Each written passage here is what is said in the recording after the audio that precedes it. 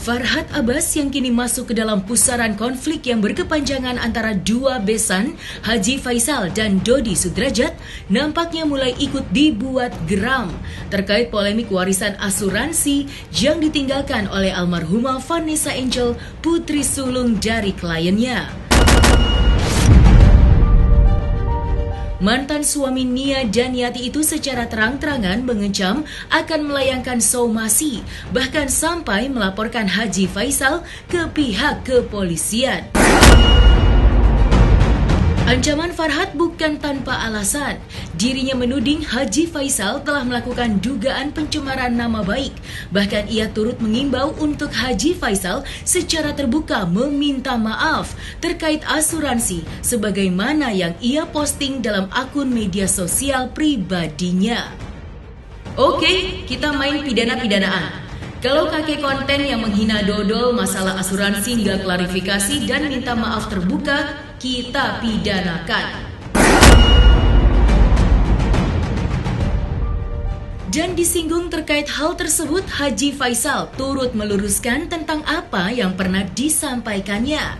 Dirinya beralasan hal itu hanyalah sekedar meminta suatu kejelasan status saja kepada sang besan. Lantas, seperti apakah tanggapan Haji Faisal terkait somasi dan ancaman Farhad Abbas yang akan melaporkannya ke pihak kepolisian? Di mana letaknya? Letaknya itu pencemaran di mana? Jadi makanya kadang-kadang orang berbicara itu gampang. Terserah mau ngomong apa, mau bicara apa dia. Saya berbicara hal itu karena saya ikut tanda tangan, kemudian tidak jelas. Yang saya tanda tangan ini udah cair apa belum, kan nggak jelas kan? Tentu wajar dong saya bertanya. Jadi kadang-kadang orang ini asal aja ya. Jadi sekarang kalau dia memang udah jelas uangnya di sini, ya udah selesai, tenang saya kan. Saya tidak merasa ada harapan cucu saya nanti suatu saat. Udah selesai urusan. Cuman kan kemarin kan nggak juga dikelirkan. Pak Haji, umpamanya saya ditelepon, Pak Haji duit udah cair, taruh di rekening ini, taruh di sini, ya sudah. Nggak ada komunikasi kayak nah, gitu. Kan nggak ada. Makanya saya pertanyakan karena udah diam aja udah 5 bulan kan, sejak saya tanda tangan kan. Udah selesai kalau udah ya udah. Ada masalah lagi. lapor dulu, pusing saya dengan. Ya kalau pasal-pasalnya kita kembali lagi pada kalau mereka yang tantenya yang melakukan atau papanya ya kita lihat dulu pasal pencemaran nama baik gitu kan. Kalau nanti kita lihat undang-undang perlindungan anak gitu kan. Nanti kan itu ada aturannya lagi. Saya nggak bisa kena dia arahnya kemana gitu. Memang nggak terlalu berat sih. Kecuali dia kayak anak-anak pinggir jalan yang digendong orang tuanya ini kan sebenarnya masih batas wajar gitu. Cuman karena ribut dengan Dodi aja sehingga kita lebih sensitif ketika mereka bebas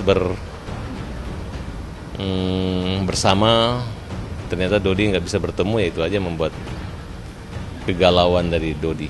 Oke, bisa, dan kan kita minta supaya jangan sampai anak ini kan harusnya kan punya rumah itu kan harusnya boleh masuk Pak Haji Faisal. Wali itu kan hanya menyangkut administratif, ya kan, artinya bisa aja diawasi bersama-sama gitu.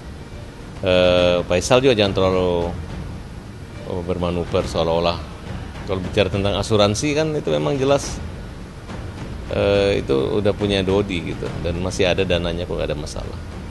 Kalau masalah perwalian ya memang Faisal bikin perwalian bukan bersama, harusnya kan bersama-sama, makanya Dodi tolak dan dia maunya sendiri kan gitu.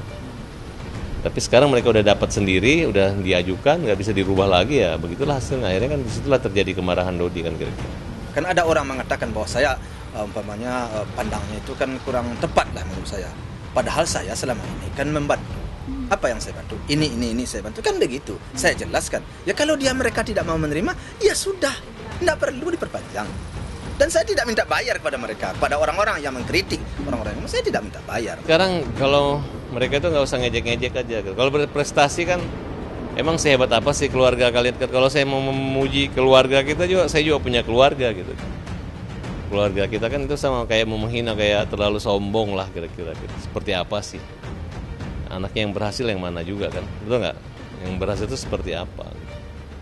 Kalau masih ya nggak usah disampaikan lah, biar aja masyarakat menilai sendiri gitu kan. Kalau saya, keluarga saya nggak ada yang narkoba, nggak ada yang mabuk-mabukan, nggak ada yang pakai pakaian seksi, nggak ada gitu. Jadi nggak tahu yang mana yang sukses yang seperti itu atau sukses yang seperti Farhad Abbas. Permasalahan antara Haji Faisal dengan Farhad Abbas selaku kuasa hukum Dodi Sudrajat bermula dari tudingan Haji Faisal yang meminta keterbukaan terkait asuransi.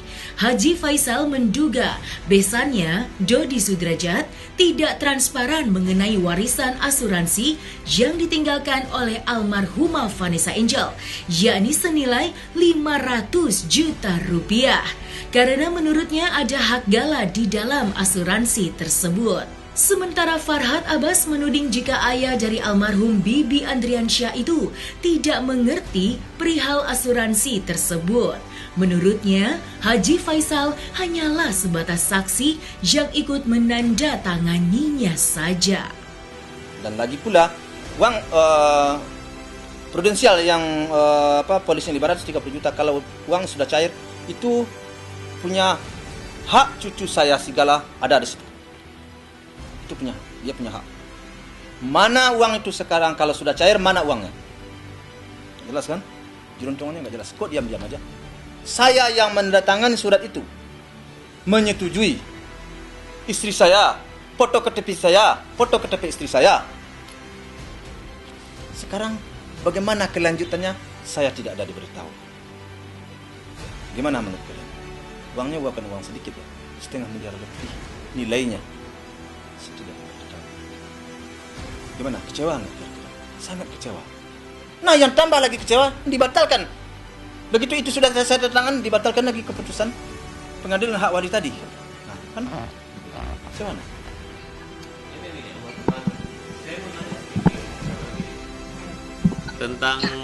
Tentang ya asuransi itu kan digosipin tuh seolah-olah amanah warisan yang dilarikan Pak Dodi. Coba jelasin sedikit saya tentang asuransi itu. Artinya asuransi kan ada polis, ada pertanggungan, ada premi, ada penerima manfaat, kan kira-kira seperti itu. Nah, uang yang 500 juta itu sampai sekarang posisinya di mana kira-kira Pak Dodi? Uang yang asuransi yang 500 juta sekian itu sudah cair beberapa bulan yang lalu, sudah cair dan sudah sama saya. Dan saya serahkan ke Profesor Bambang semuanya, dan saya tidak pakai perak pun itu uang. Jadi saya kembalikan kepada Profesor Bambang. Jadi sekarang dipegang sama Profesor Bambang berupa tabungan di Bank Mandiri. Yang bayar preminya siapa? Yang bayar preminya? Yang bayar ya, saya ceritakan dari awal. Jadi dari awal itu Vanessa di Surabaya itu ya saat ada kasus prostitusi online itu, pada saat di penjara, Vanessa bicara sama Profesor Bambang, Prof, saya takut kalau saya terjadi apa-apa, jadi saya ingin punya asuransi gitu. Kata Profesor Bambang, oh boleh sih, kamu mau asuransi apa deh gitu. Kalau Vanessa manggil kan abang, aku pengen punya asuransi bang gitu, aku takut terjadi apa-apa nanti di dalam penjara. Nah, Profesor Bambang bilang, oh boleh deh kalau mau asuransi apa. Akhirnya dipilihlah prudensial pada saat itu. Nah, saat prudensial, akhirnya singkat cerita, marketingnya datang ke lapas dan ditandatangani surat polisnya itu, asuransi jiwa dibayar full langsung sama Profesor Bambang, dibayar full langsung, nggak cicil-cicil. Jadi nggak ada peran daripada Faisal kan membayar, atau peran daripada Vanessa nggak ada kan? Pada saat itu pun belum kenal Faisal, nggak kenal Faisal, Vanessa tuh belum kenal Faisal. Ya setelah di lapas itu, setelah sudah dibayar saya Bambang, ada dua pesannya Vanessa, Bang, kalau saya ada apa-apa, ini asuransi ini saya wariskan ke ayah saya atau dedi saya, yaitu saya sebagai ahli warisnya Dodi Sudrajat. Yang kedua, kalau saya terjadi apa-apa di lapas, misalnya saya tidak ada umur dan saya meninggal, saya ingin dimakamkan satu makam dengan mamah saya. Itu. Nah, itu dua pesannya ke Profesor Bambang pada saat itu. Saya kan hanya ingin tahu, ingin jelas. Karena waktu itu untuk pemencairnya itu saya kan tanda tangan. Nah, kalau memang sudah cair, alhamdulillah. Nah, kalau sekarang ditaruh umpama di suatu bank swasta yang aman, ya saya lega. Berarti ada harapan anak saya suatu saat akan mendapatkan. Ya udah, ya saya kan hanya meminta kejelasan itu. Kalau udah jelas ya udah, clear. Supaya jangan, kemarin kan saya bilang kan enggak tentu jeruntungannya. Sekarang kan jelas itu kan.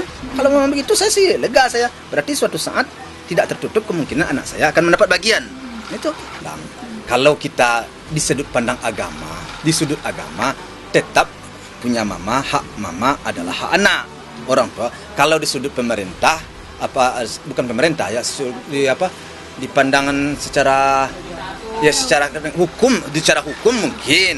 Tetapi kita kan orang beragama. Kalau kita berorang agama, kalau orang tua kita meninggal, hartanya itu ke anak, bukanlah ke bapak. Nah, itu secara jadi saya hanya menanyakan secara agama anak ada hak di situ. Itu aja sih, enggak ada saya nggak meminta, saya nggak mau. Bagian saya mana bukan. Mempertanyakan saja. Kalau sudah jelas begitu, alhamdulillah. Masalah asuransi tadi tidak punya hak anak. Memandang hak itu di segi agama.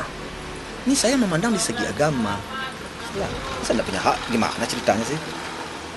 Aliran mana agama mengatakan bahwa anak tidak punya hak terhadap harta orang tuanya? Itu pertanyaan juga. Jadi makanya tidak usah kita terlalu tanggapi lah. Ya. Kalian tanya juga lah hal-hal itu. Saya banyak sedikitnya tahu, saya paham. Cuma saya nggak mau. Sebenarnya saya udah nggak ingin ribut-ribut, nggak ingin bermasalah juga saya sebenarnya. Kalau menyangkut perseteruan ini, kita turut prihatin gitu. Melihat sikap daripada Pak Dodi yang tidak atau mempersempit akses bertemu antara Dodi dengan cucunya, ya. Nah, jadi kita melihat bahwa Dodi ini memiliki hak yang sama dengan mertuanya, besannya. Mereka memiliki hak yang sama. Artinya, contoh, ketika Gala mendapat rumah itu harus dipergunakan secara bersama-sama, dan Dodi harusnya punya kamar juga di situ. Gitu. Dodi boleh tinggal di situ, tidak ada larangan. Hanya hak perwalian itu hanya dalam bentuk surat.